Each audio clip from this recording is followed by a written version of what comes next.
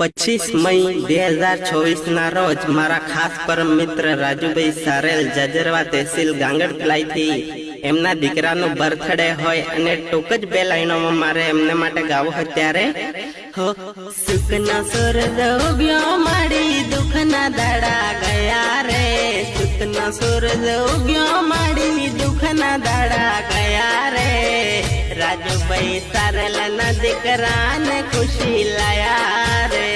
રાજુભાઈ સારેલને દીકરાને ખુશી આપી રે,